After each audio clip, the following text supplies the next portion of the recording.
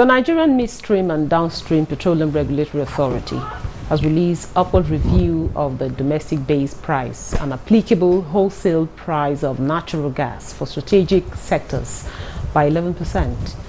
The statement says the move is in line with the provision of the Petroleum Industry Act, which provides a clear regulatory framework for determination of a market-based pricing regime for the domestic gas market in Nigeria in accordance with the Petroleum Industry Act. Guests on the program today will be discussing the new price regime and the multiplying effect on Nigerians and how it will affect prices of goods and services, among others. I am Victoria Clinton. Thanks for joining us. Welcome.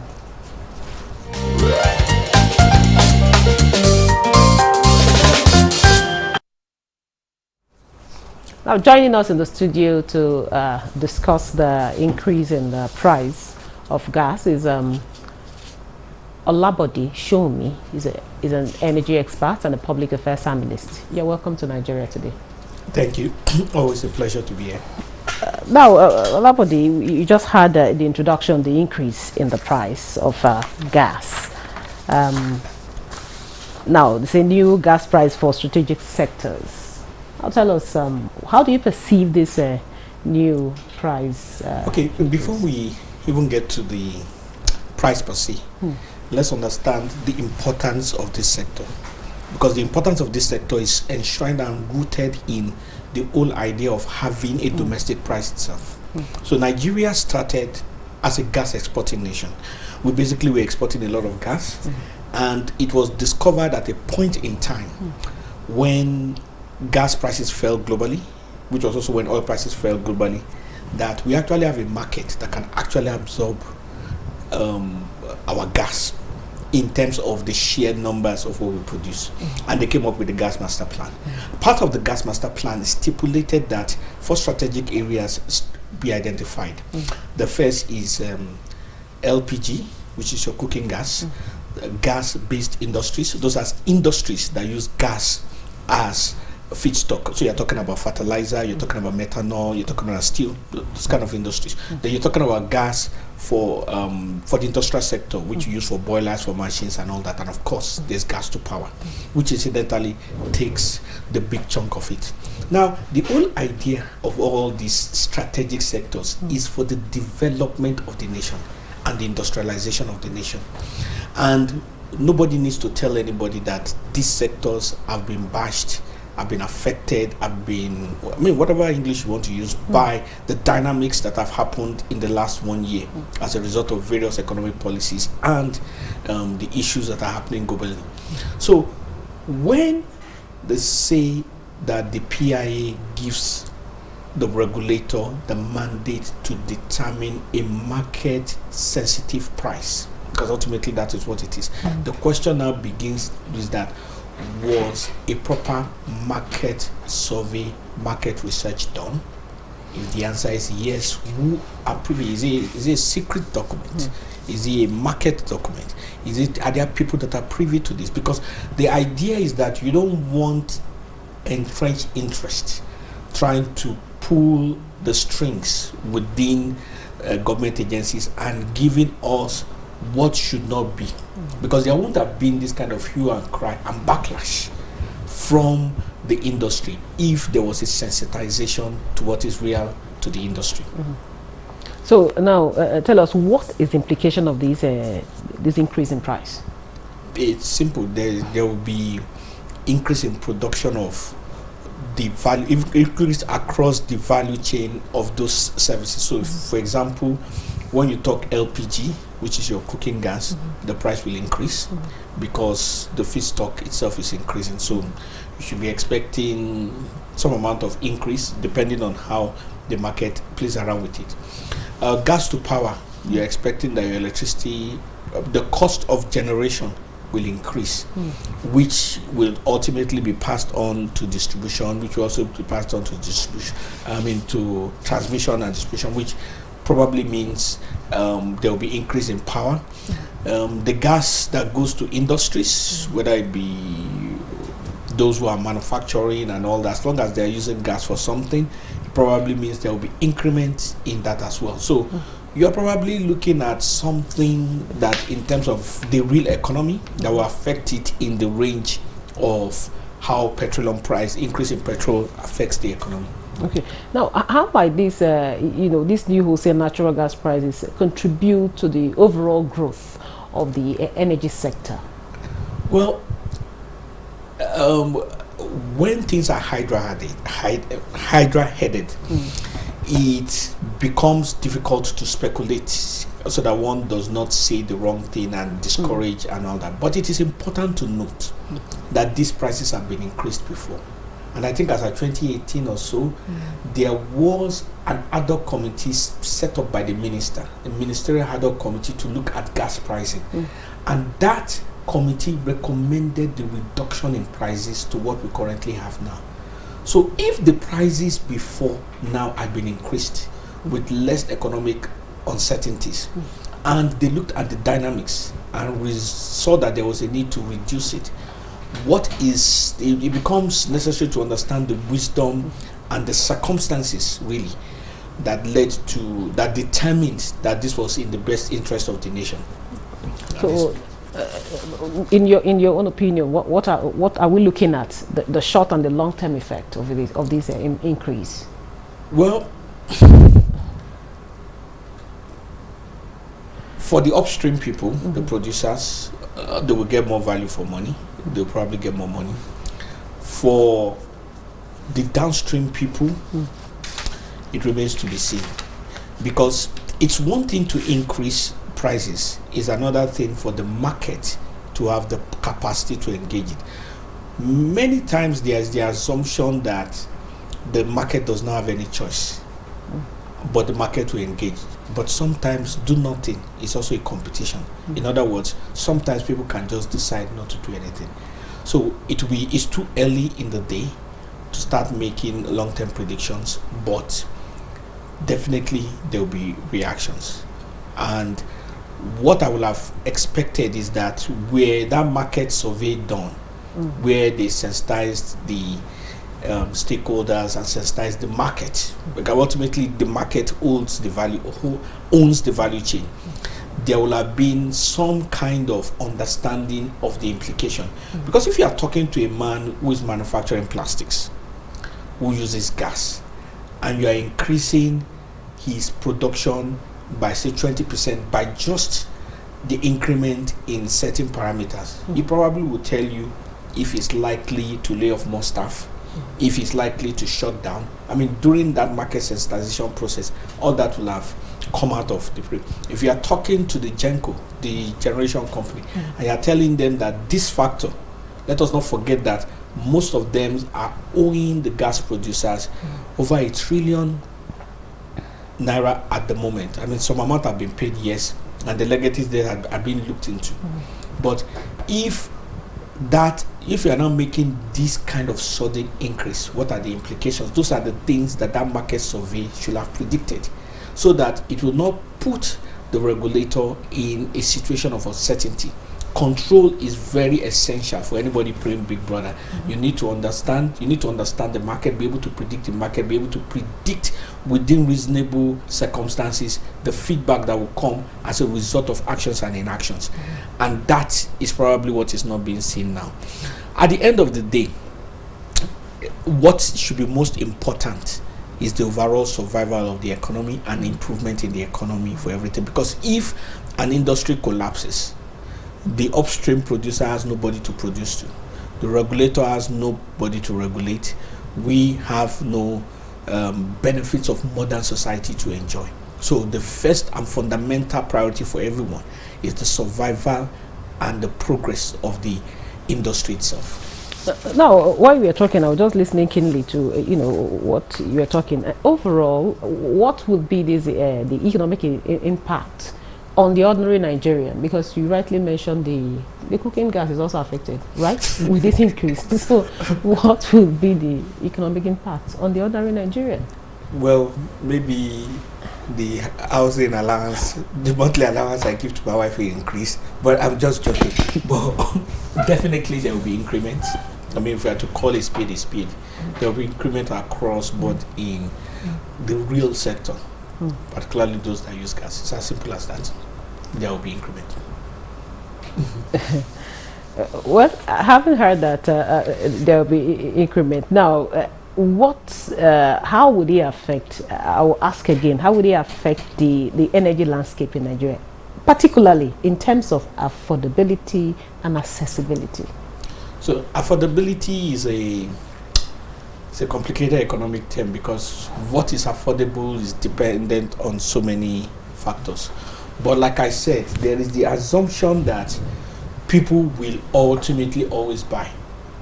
But there is also a fact in economic terms that do nothing is also a competition. That even if you're a monopoly, the only one producing a particular product, people can actually choose to do nothing. So there's the assumption, it's a fallacy it's a hasty generalization that people will ultimately purchase. So, and like I said, I don't want to jump the gun. I don't want to say what is beyond the scope of science or beyond the scope of what is logical. And I'm going to the realm of speculation. It is early days, but there is feedback. There is reaction from the market, from the industry. And it is important for the issues to be looked into and a right decision to be made. That is what I think is more important. But are there pros? Do we have advantage? There's advantage. There's greater income to certain aspects of the value chain. Those are advantages. Some people in the value chain will make more money. But we should not forget that wherever money is being made additionally in the value chain, ultimately throws it into the consumer. Because it is the consumer which is the market, which is the one that really owns the value chain, not those who are either in upstream or midstream or wherever. It is the consumer that owns the value chain. Because without the consumer, there is no value chain. There is the assumption that you can always go international. But even without a minimum base load of domestic development, international operations itself will have its own jeopardy. Will have its own circumstances. So there is a need for somebody, the regulator definitely, to do a proper audit of the various bottlenecks across the value chain, especially where it intersects with other industries. Somebody has to take over and then look at the mitigating issues there. There are reasons why feedback is always important. Customer service is always about feedback. Management team meetings are always about feedback. Boards are always about feedback. Managerial competence is always about feedback. So for the industry, it is important that there is a proper assimilation of the feedback, the details of the feedback, and then this is digested, distilled, and implemented into proper decision making that would enable our regulators and those who are concerned to be thought leaders. But there is, we can't do without feedback, and part of the feedback is also, all these discussions. The man on the street is talking, the woman in the home is talking, the CEO within a generation company is talking, and so those are feedback that people can digest and use for quality decision making. Thank you very much. We'll take a short break right now and listen to some Nigerians. We'll continue after the break. Don't go away. Of the ruling is also dependent on another aspect or another arm of government. Nowhere in the world will allow, under digital economy, for banks not to be dispensing domestic currency in that economy.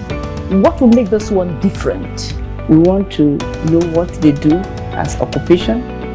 All of these are attributes that are questions have been designed to investigate. In a few days to come, you see that we are all around their own crannies and everywhere in Nigeria, telling people to cooperate. Welcome to Nigeria Today.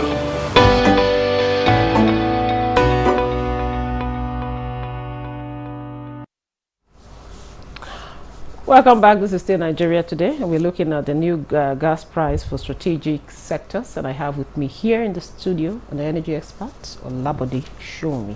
Now, Olabode, are there concerns and or challenges associated with implementing the new price, for the strategic sector? Well, I wouldn't be in a position to be able to give definitive answers on that, probably because I'm not within the implementation committee or those who are saddled with implementing that. But I would expect, and as we have seen, that there is some reaction, which is normal. There will be reaction to change everywhere. But what is important, and what is more important, is that the decisions are decisions that actually help the overall, the industry and the economy as we know it. I think that is more important than whether people are resisting the implementation or not, as long as it is the decision, the ultimate decision, that's for the betterment of the industry. I think we Yes, I also ask, in view of the fact that some Nigerians are saying that the increase in the price of gas for the strategic sector would directly affect them in terms of service delivery and also in terms of power and, the manufacturing sector. Do we really need this at this point, in your own opinion? No. So, I am not, first of all, I'm not an economist in that sense. I'm an energy person, and I just follow the facts that is on the ground. There are issues within the industry which has necessitated some of this increase, as we know it. It's what I believe very strongly is that the push and pull between those who are for and those who are against is what we ultimately ensure balance. Okay. But in terms of saying that a particular decision was arrived at and it was not a good decision, may not be fair to all those who are concerned. It is basically to look at the factors that led to the decision. But what is more important is that those who arrived at that decision want to believe, and we hope that they followed the due process in terms of sensitization, getting feedback from the market before arriving to the quality decision that will affect all our lives. I think that is more important than whether there is a challenge in implementation or not. Okay, I know the other time you came, you talked so much about the PIA Act. But before I come back to you, we are just being joined via Zoom from United Kingdom by Oluwasegun Olajunwo. He's the MD CEO THLD Group. You're welcome to Nigeria Today.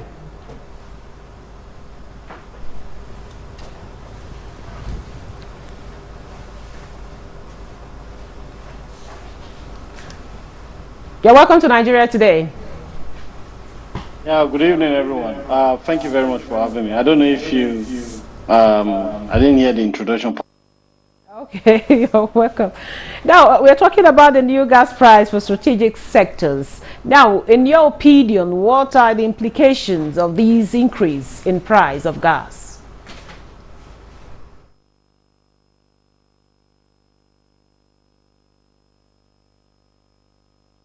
I apologize for that. I think we're having network issues there.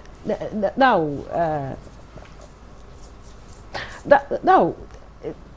Olabode, like the other time you came on this show, you talked about the PIA, how important it was. So, and this increase, according to the NNDPRA, is in line with the provision of the PIA. Now, how does the new gas price align with the Nigerians' broader energy policy goals and objectives?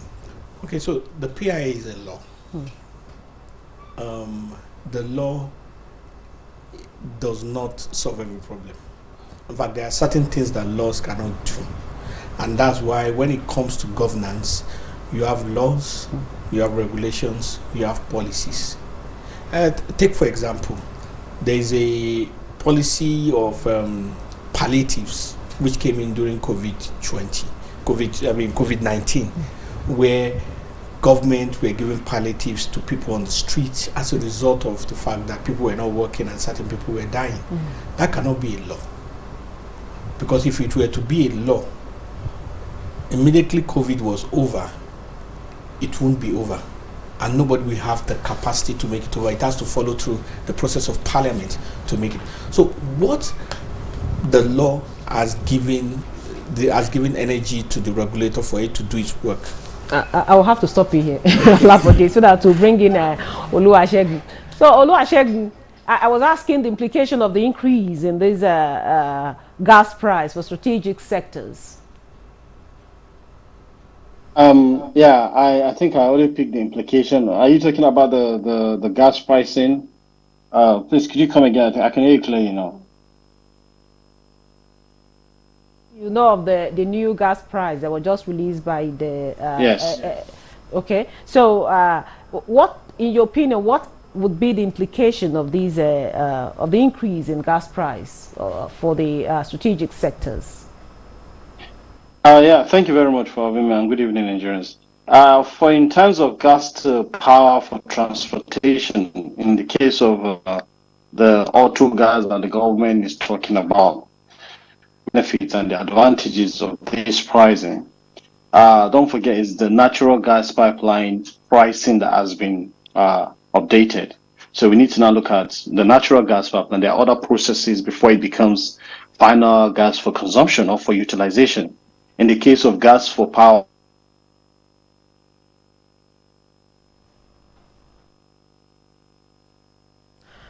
I would sincerely apologize for that network hitch there. It appears we lost him because of the network issues. Now, in your opinion, Olabode, before just in 30 seconds, we're about to round up for this episode. Now, in your opinion, what would have been your recommendation, or what would be your recommendation? Well, basically, we all make decisions. There's a need to get more interactions and feedback and consultation with the market, particularly the critical markets, and reach an understanding with them such that they are not in awe or in surprise at the new price. It is important to always realize that the manufacturer manufactures and it gives to the distributor or wholesaler, but ultimately it is the consumer who pays for the good that takes care of the value chain. Whether we be in upstream, we be in midstream, we be in downstream, at the end of the day, we are all players doing services or products for the ultimate consumer, which is the marketplace. So there must be, it's like employer-employee relationships. There has to be a platform for some kind of measure. Otherwise, once there's a disconnect, it ultimately will affect the industry across board. So I'll have to try Oluwasegun. So in summary, tell us the implication and what your recommendations are. Yeah, if we can still hear me. I think the gas for auto gas need to have a better guidance in terms of because the pricing will not just be that price. We have to look at the price of compression, price of virtual transporting these equipment to site as well. These are very key parts. And when you look at the pricing, all of these things will be factored in for a final price to the consumer. Like what the other speaker said, the midstream, the downstream, at the end of the day, the final price that gets to the consumer is very key. Gas to power and gas for transportation in terms of auto gas, we also need to look at that. That's another key part that has to be looked into. If we are to do all the computation of these figures, it's not going to be favorable for auto gas. So I don't know what the government are planning to do in terms of ensuring these gas pricing can favor auto gas, because there will be compression part of it. And on the other side, if it's the liquefied natural gas, there will be regasification part of it. So all of those things are very important parts that we have to look at in terms of price. But we believe there will be feedbacks from stakeholders. The pricing just came out a few days ago, maybe yesterday or thereabout. So we believe feedbacks from stakeholders. We will give us an headway on how we can move forward with regards to this. But I think we're making progress, and we just need to do some numbers and compute it how much this gas now is to the final consumer, either in SCM or in liters, however we want to convert it to ensure it's competitive against petrol and diesel. Very much. Oluwasegun Olajuwon, he's the MD, CEO, THLD Group, that joined us via Zoom from United Kingdom. Thank you so much for your contribution there.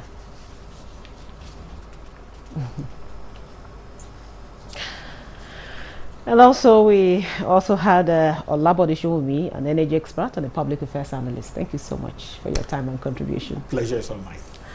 And thank you for being part of the program. I am your carrier, Clinton. Goodbye.